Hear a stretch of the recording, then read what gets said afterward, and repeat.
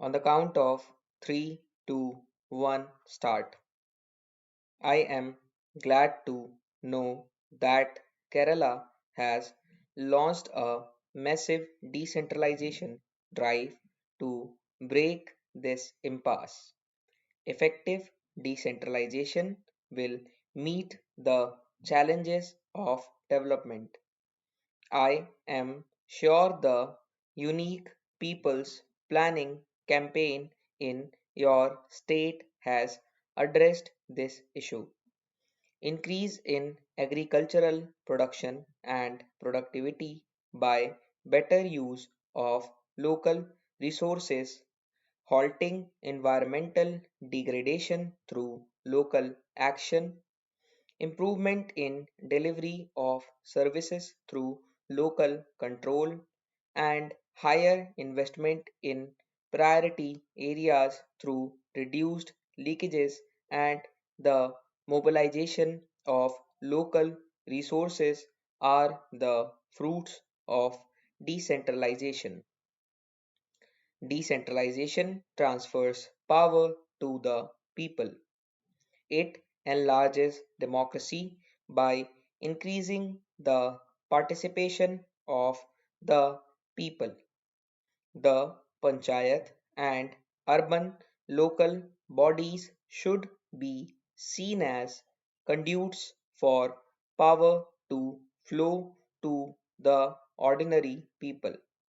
They should not be seen as power centers but as trustees of the people, as agencies of public service, and as instruments of face to face democracy.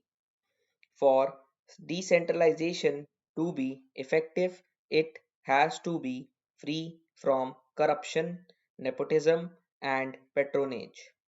This can be done only if there is scope for genuine people's participation. Control from below is the best check against possible abuse of power by local authorities. The word participation is often very loosely. One has to be very clear about what it means. There can be pseudo participation where people are got together only for the sake of official record. There can be manipulative participation where people are collected for attainment of ulterior motives. Genuine participation involves not merely giving a voice or the freedom to air opinions, grievances, and demands.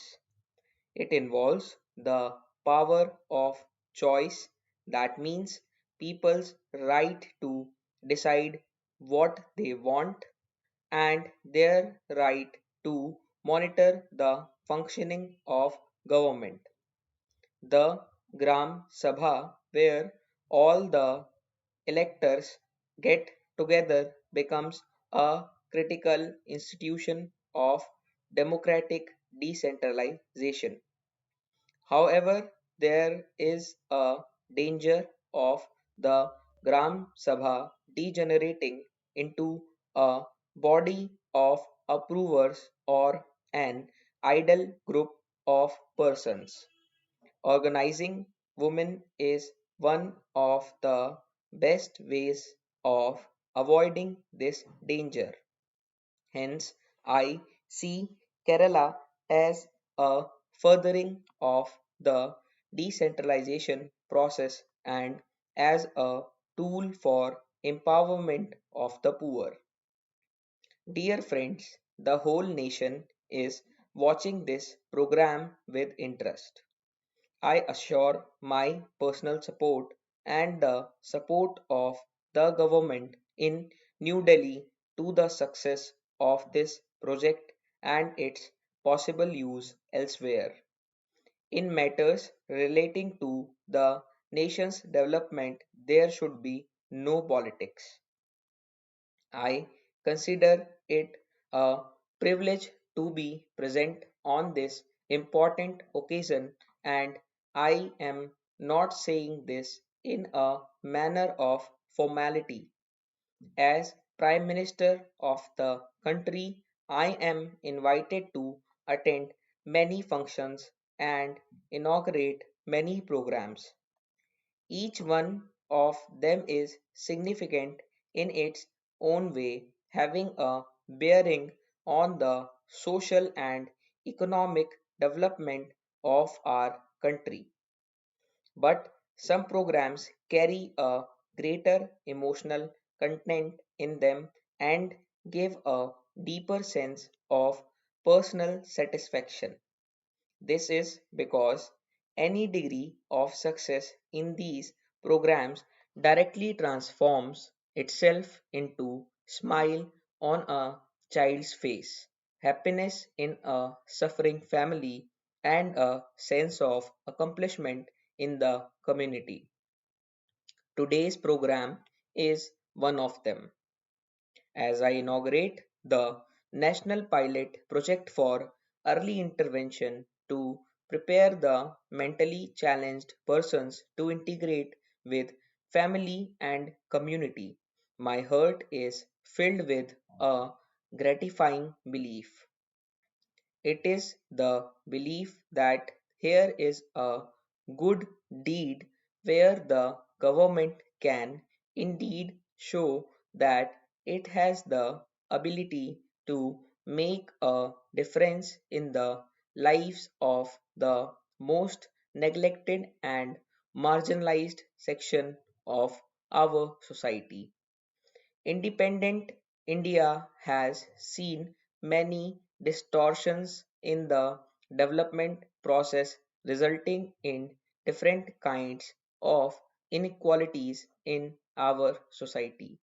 These inequalities have pushed the poor and several other sections of our population to the margins of our national life.